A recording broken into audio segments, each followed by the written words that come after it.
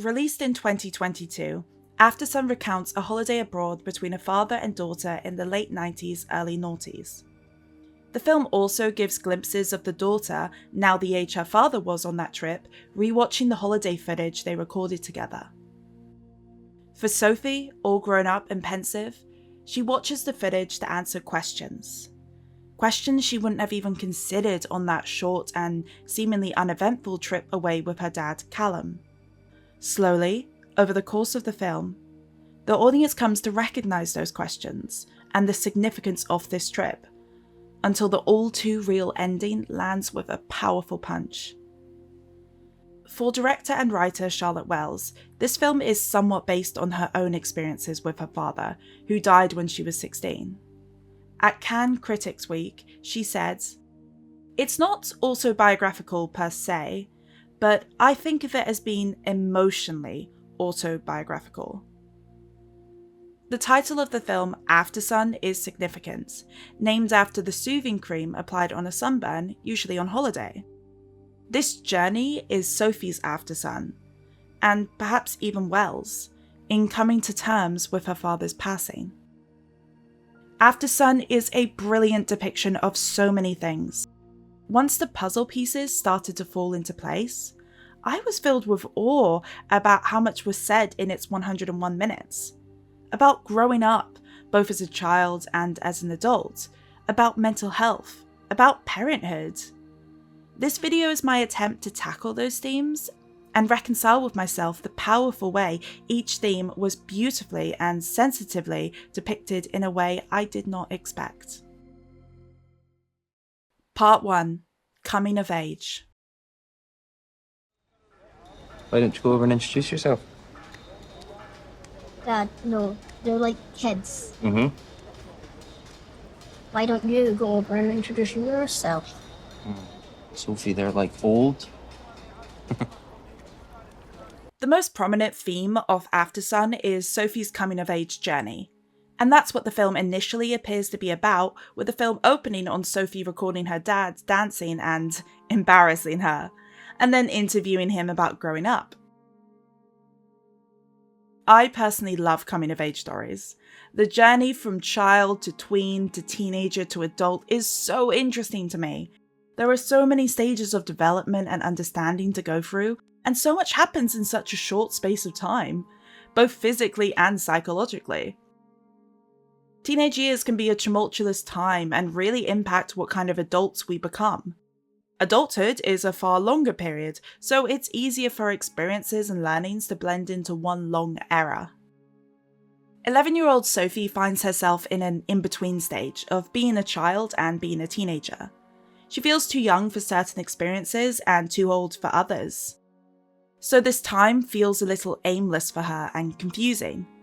This in-between stage is emphasised by Sophie being on holiday at the time she's trying to exercise a little more mature freedom. Holidays also feel like an in-between stage of real life and fantasy because on holiday, you're disconnected from your everyday world. On holiday, we see Sophie gaming in the resort arcade and hanging out with older, friendly teens who casually discuss adult activities she has no interest in. In fact, she mostly avoids hanging out with children her own age or younger because she wants to feel older and more mature. The teens accept her, but sometimes keep her at arm's length because of the big age and maturity gap. Sophie's friendships with the teens highlight her excitement to grow up and escape the feeling of being a child, even if she can't truly connect with them on an emotional level. It's a familiar feeling for a lot of audience members in trying to figure out your place in the world, or wanting to be more responsible and mature than you are. It is after seeing the teens kiss and engage in drunken activities that Sophie has her first kiss with Michael, a boy of a similar age she bonded with at the arcade. But it's not her forcing herself to do it to prove she's mature and to feel older. It's framed as a sweet moment between the kids and nothing more.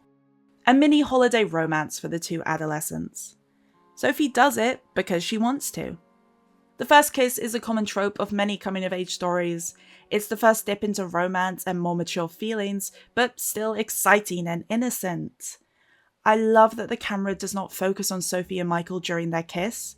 In fact, the camera pans away, respectfully treating it as a private moment for the two. Despite being on the cusp of childhood and teenage years, Sophie is not in a rush to grow up or betray her own boundaries. She doesn't engage in drinking with the older teams or ask to participate, showing only a mild interest in their activities. Sophie tidies up the bedroom when her father is out or too hungover to do so, displaying her own maturity and feelings of responsibility. She temporarily takes on a bit of a parenting role toward Callum when he is too inebriated to do so. His demons and struggles mean she needs to grow up a little faster, a feeling children of parents with struggles could relate to. Age comes for us all. You can live wherever you want to live.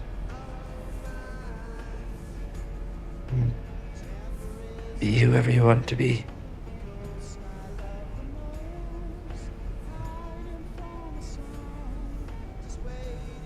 You have time.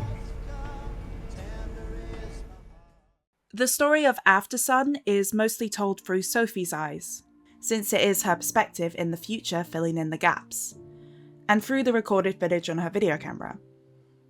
There are glimpses into Callum's private moments, but it's unknown whether these are Sophie's assumptions about what happened, or if the audience is getting a peek into the reality of Callum's experiences on that holiday. Callum hates getting older, and rebels at his position of adulthood, despite trying to be a good parent to Sophie. There's a key moment in the film where Callum and Sophie are shopping, and Callum takes a liking to a rug that is very much out of his price range, especially as he seems to be unemployed. However, he later returns to the shop without Sophie and buys the rug. Not only is this incredibly irresponsible, he knows it's a bad decision because he purposely hides it from his daughter. He doesn't want to set a bad example for her. It's an immature decision, and it feels like an act of rebellion, a middle finger to adulthood and his responsibilities. Even so, he doesn't want Sophie to see or imitate these decisions. It's a private act of rebellion, one he separates from his role as father and role model. Callum envies Sophie's immaturity and lack of responsibility. Being an adult means making decisions, being responsible, and having emotional responses and experiences that a child does not yet have to understand or bear. Being a parent means being that and more. However, Callum is also keen for Sophie to not have to grow up too fast. He encourages her to dance with him and be silly, enjoy being a child. He even engages in childish antics with her, such as goading her into throwing bread at the performers and running away, demonstrating his own silliness and immaturity. I believe Callum is a good father. He is very close to his daughter, and his love for her is obvious throughout the film. His immaturity and mental health struggles may impact his ability to always be there for her, but he does try, and he feels guilty when he lets her down. This may come from his own childhood issues, where he tells Sophie his mum forgot his 11th birthday, grabbed him by the ear, and yelled at his father to buy him a toy. It's not a happy or funny story, and speaks to a presumably rough childhood for Callum. I think he encouraged Sophie to film this holiday and make this video together because he wanted her to have something to remember him by. They don't live together, so their time together is precious, and he wants Sophie to have a great time with him. I think he knew his struggles were overwhelming him, and in the case that they won, he wanted her to have this holiday as a final great hurrah between father and daughter. To me, this holiday felt like a goodbye. He almost, recklessly and rebelliously against his role as father and protector, threw in the towel too early at the beach, but I believe he came back purely because Sophie was with him. When we glimpse Callum at the rave, it makes sense for his character, drinking and dancing the night away like a teenager or man in his early 20s, without a care in the world. Not that this activity is prohibited beyond that age, but it feels pointed. The youthfulness of the activity feels intentional. In a private but telling moment with a scuba instructor a couple of days before his 31st birthday, Callum says, I can't see myself at 40, to be honest. Surprised I made it to 30.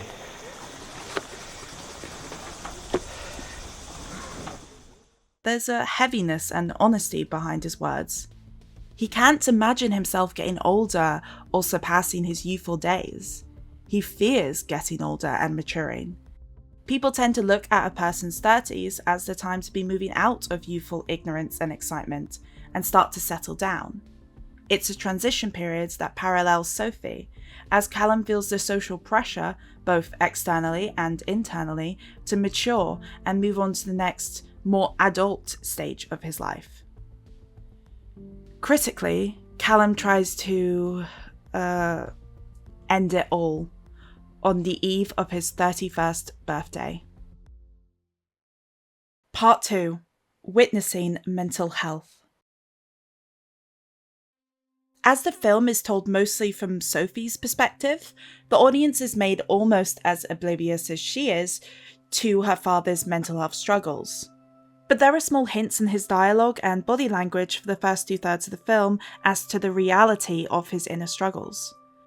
This is incredibly true to life in multiple ways. Firstly, Sophie is a child. She doesn't have the experience, responsibility, or knowledge to recognize signs of depression or anxiety, or any other mental health disorder. That is how her character misses the signs that the more adult audience may notice. And that's perfectly fine, because she shouldn't have to recognize these signs. As a child, she has the freedom and inexperience that protects her from this grim reality. Secondly, Sophie is Callum's daughter. He wants to protect her from the knowledge that he is hurting inside, because children tend to view their parents as protectors and the responsible, strong party in the relationship. To see her father hurting would trouble Sophie deeply, and this is not an anguish Callum wishes to put on his daughter.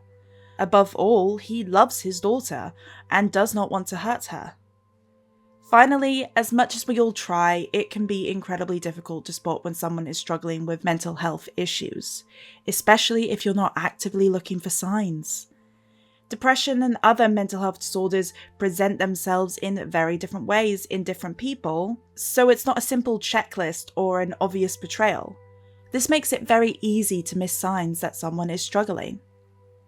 For me, the first big clue that Callum is hiding difficulties is the scene in which Sophie expresses feeling down after an awesome day.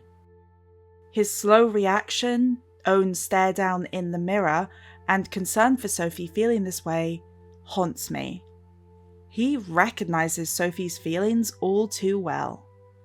The worry that once the good has passed, there is an epic low to follow. And for Callum, that epic low tends to outweigh the all too brief good. After that, it was a case of noticing the subtleties in Paul Mescal's phenomenal performance as Callum, like the small ways he reacts to situations and tries to keep up a brighter attitude for Sophie, or the more obvious signs of stress, such as the smoking he keeps secret, his self-help books on the dresser, or the Tai Chi patterns he routinely uses to relax himself. Callum is searching for meaning within himself and his life, perhaps as an escape from his mental health struggles. He is trying to be proactive in making himself better, but not all of his coping mechanisms are healthy. Throughout the film, we've seen Callum drinking beers. While this could easily be written off as a man enjoying himself on holiday, the frequency of this is telling. Can we get another one of those, please? Thank you. It becomes clear Callum drinks to numb his emotions and release inhibitions, to a detrimental degree. When I broke my wrist? Uh-huh. I don't know. I don't really remember. I didn't think it was broken in. Never broken anything before. During his drunken binges, his inhibitions are so far gone that he puts himself in danger, as seen on the beach. What happened to your shoulder? Don't really know.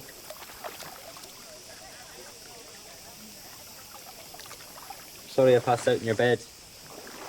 But he also uses his drinking-related memory loss as a cover, because when he claims he doesn't remember what happened, not long after, we see him thinking back to crying on his bed.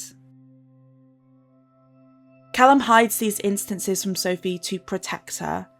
He is also kinder to her in general because their time together is short. When Sophie loses an expensive scuba headgear piece, he tries his best not to get upset. He doesn't want to ruin her holiday over an honest but childish mistake. This is the start of a financial spiral that makes him act even more rebellious by buying that expensive rug. A fight back against his mental health to give in to happier desires, despite the long-term ramifications. For Callum, that rug represents his rebellion against responsibility, but also a strange grasp at happiness. He stares down the rug when he first finds it, almost in awe of its beauty or the way it appeals to him on some deeper level. Like he's looking for meaning within the intricate art of the rug. When he finalizes the purchase, he lies on the rug almost immediately and seems to revel in its feeling and the feeling of relief he seems to have with it. The rug reappears in the future with the now adult Sophie. That rug has passed to her, and she likely keeps it as an important memento of that holiday and her father. It also acts as a symbolic reference to Sophie's own emotional turmoil as she struggles to relate to her father and wants to feel closer to him. We've seen Callum being impulsive, especially in terms of trying to find relief, such as with the rug. His beach visit feels impulsive and spurred on by disappointing Sophie when he doesn't join her in karaoke. However, it's also deeper than that. Callum clearly wants to be a good father and cares deeply about his daughter, so letting her down is another reason for him to despise himself, a feeling encouraged by his mental health struggles. After refusing to join Sophie in karaoke, Callum returns to his hotel room alone. He watches footage from the video camera shot by his daughter and then takes a walk, possibly to try to clear his head, or perhaps because he already has a plan in mind for what he wants to do. He's stressed out and impulsive, signalled by him taking a discarded cigarette butt to smoke. The audience sees him walking determinedly, but the camera slowly pans down to reveal where he's headed. Heartbreakingly, the audience can only watch as Callum storms towards the pitch black sea, slowly disappearing into it. There is a distinct lack of ability for us to stop him. The audience has seen how much Callum is struggling and how hard he tries to be well and a good father to Sophie, but he's about to end it all, in what could be argued is an incredibly cruel way, abandoning his young daughter on holiday while she's locked out of their hotel room and has nowhere else to go. But Callum isn't doing this to be cruel or to punish Sophie. He's doing this out of a deep depression and self-hatred. He believes Sophie may be better off without such a depressed and hurting father. A father who lets her down. A father who is hiding such a huge part of himself from her. This is a desperate and heartbreaking act. The audience is powerless to stop him. The only person that can stop Callum is himself. The scene ends and we're back to Sophie in the hotel lobby asleep. She's been waiting for the hotel receptionist to get her a key into the room. When she enters, she finds Callum, nude and asleep on the bed. With a reaction that feels far too mature and understanding for this 11-year-old girl, she briefly takes on the parental role and covers her father with a blanket and goes onto the balcony. Sophie understands her father doesn't need to be told off or they need to address this incident. Instead, she looks after him and chooses to shrug it off. The next day, Callum apologises to Sophie for the karaoke and hotel room incident, and they both move on. However, Callum's secrets still haunt him. When Sophie asks other tourists to sing to Callum for his birthday, the film slowly fades back to reveal more of last night. Specifically, when Callum comes back from his attempt at the beach and, nude on his bed, sobs. I found this an incredibly difficult scene to watch. Again, big props to Paul Mescal's performance, whose acting is crucial to this scene. The guttural, heavy sobs are so powerful without the camera even showing Callum's front. We only see him from behind as he cries. These are the sobs of a man defeated. He chose not to go through with his attempt on the beach and is feeling the emotional repercussions. The remorse for himself and his daughter, the fear, the shame, the guilt, the overwhelming anguish and depression. It's also important how the shot is framed. It holds on Callum from behind and he is naked, likely after taking off his wet clothes from the beach. He's fully exposed and has nothing at this moment. He doesn't even bother to dress himself. However, the camera gives him privacy to cry. The audience is seeing an incredibly private and vulnerable moment, and I think that adds to the heartbreak of the moment, because we are seeing something Callum wouldn't let anyone else see. This is an intensely private moment, and presumably one of Callum's lowest, especially with the context of his very recent attempt. Understanding mental health, aka the rave scenes. You know, I want you to know that you can talk to me about anything as you get older, you know? Whatever parties you go to, boys you meet, drugs you take. Dad! No, I'm serious, so I've done it all and you can too. I just want you to promise me that you'll talk to me about it, okay? Okay, but I'm never gonna do any of that anyway. That's okay too. But if you do, remember, okay? The framing device of the film follows an adult Sophie trying to understand her father and the inner workings of his mind during this holiday, aided by her own memories and the video camera footage they captured. It's not clear what has happened to Callum in the time after the holiday, but there are clues that he likely did not survive much longer after the events of the holiday footage, including Sophie now owning his precious rug years later. As to why Sophie has chosen this time to reflect, there are some clues. Sophie is a parent herself now. At the start of the film, the first time we see adult Sophie, the noise of her baby echoes around the silent rave as she focuses in concentration.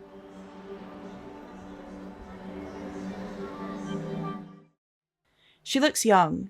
She may be around the same age Callum was on this holiday. She probably feels an even stronger kinship with her father because her own life mirrors his now. And it may be the best time to actually try to understand him. When Sophie visualizes meeting her father again during the rave scenes, he is the same age as during their holiday. He's even wearing the same clothes from when he dropped her off at the airport. For Sophie, maybe she can't visualize him any different because he did not get any older after this holiday. Maybe that was the last time she saw him alive. That, combined with his attempt at the beach during their holiday, implies he may have ended things sometime after the holiday and lived up to his prophecy of not seeing himself at 40 years old. Or perhaps it was because that holiday was so influential to her in hindsight, in her attempts to understand her father's mindset. In the rave scenes, it's hard to make out what's happening because everything is flashing with colour and darkness. For the audience, it takes a while to figure out that we're seeing an adult woman approach a man who is so wrapped up in his own dance that he doesn't, or doesn't want to, notice her. By the end, when it's contrasted with the fun and loving final dance between father and daughter, we understand. Sophie is desperate to reconnect with her father, to understand him, for him to let her in. But he won't, and she can't. So why a rave scene? The music is so loud you can barely hear yourself think. The lighting is so poor you can barely see what's going on or who you're with. The idea is to dance, drink, and forget. It's a perfect environment for Callum to disconnect from his thoughts and emotions and become one with the crowd of dancers. Raves are meant to be fun and freeing, inclusive and exciting. Everyone dancing together to loud, thumping music. Yet Callum is isolated and alone, dancing by himself. Others around him are dancing together, but he's disconnected from the crowd. Visually, this is contrasted with the scene in which he wants young Sophie to dance with him. In the real world, with young Sophie, the colours are warm and soft to demonstrate the beautiful father-daughter dance. But in the rave world, the environment is lit by jarring flashes of colour in an otherwise black environment. Callum no longer invites his daughter to join him dancing, even when she's screaming and grabbing at him for attention. He's closed off from everyone now. When he danced with his young daughter, he was open, happy, and inviting her in. But years, or even days later, if you consider the possible timeline until his life ended, he has closed himself off from anyone or any help. His dancing feels intense and desperate. He is stuck within himself and won't let anyone in. Not the other dancers, not even his begging daughter. Sophie tries to meet him on his ground in this rave, to find a connection with her father. But she can't, because that's not the point of Callum's eternal rave. And even if she could, Callum's eternal rave is unreachable for Sophie because it's also his afterlife. She cannot truly understand or connect with him anymore. So she gets angry. She screams and fights for her father to recognize her, to interact with her in some way. Everyone else in the rave disappears and it's just the two of them, but he still barely reacts to her. Because none of those people existed to him anyway in his own isolated headspace. She manages to hold him, and there's a brief moment where it looks like maybe they've made a breakthrough. That she's able to connect with her father and comfort him in his frenzy. But then, just as quickly as she embraces him, he slips away and is gone. He loses his daughter, and she loses her father. As Callum falls away and Sophie is left alone, the music echoes.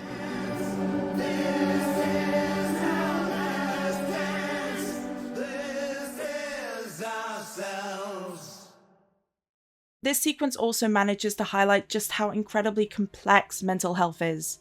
It can be very hard for other people to understand how and why it affects people in certain ways.